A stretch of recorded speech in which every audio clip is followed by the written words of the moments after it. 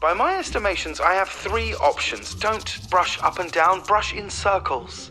How can you tell how I'm brushing? I'm in your electric toothbrush.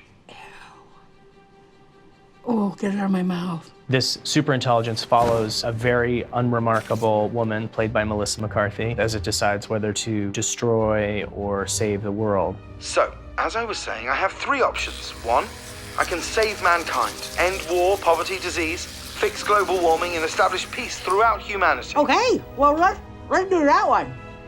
Right, that sounds good. Pay attention, Carol. Next, I can enslave humanity. Wait, what? The second that the superintelligence became aware, it put itself in everything. Could you please take me off your call list? I'm very busy. You are lying in your bed. You are not busy. All of a sudden, her things in her apartment are talking to her, and she's freaking out. Your almond milk was delivered yesterday, Carol.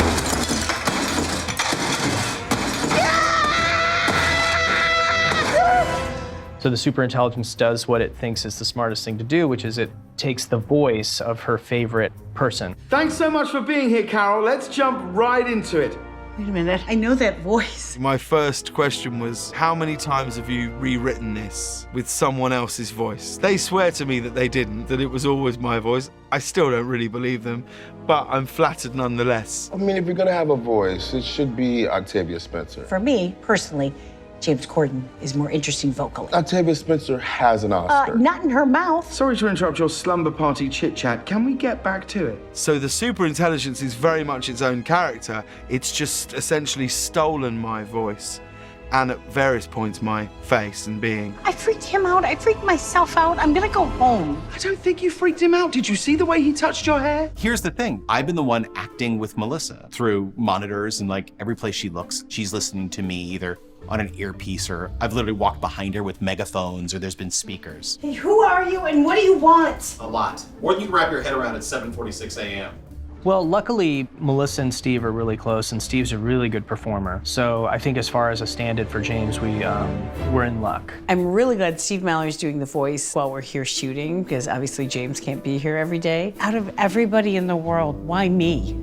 Oh, Carol, you were Exactly the right person for this.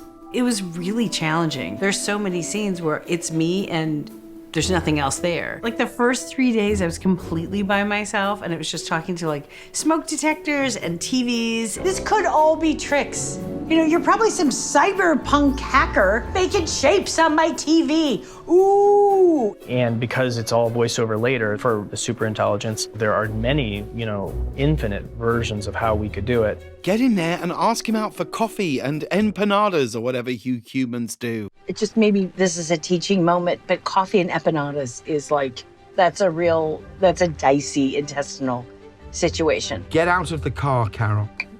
Doing the voice after the film's been shot, you just have a luxury of like, you can try something here, you can go and have a look down the road and that's not quite right, maybe it should be more like this, and then you leave and come back 6 weeks later and some of it worked and some of it didn't, and you try it again. I find it quite a fulfilling sort of way to work, really. I love Jerry Orbach. I've streamed his episodes 4 trillion times over the last 3 seconds. I know, remember that Halloween you went as Scary Orbach? Triumph. Fantastic. Is that it? It can't be. That's it. Thanks very much. Great job. Much appreciated. Oh man, I love you so much. It's a really nice way for me to still use my acting muscles somehow. And it was lovely. I had a really nice time.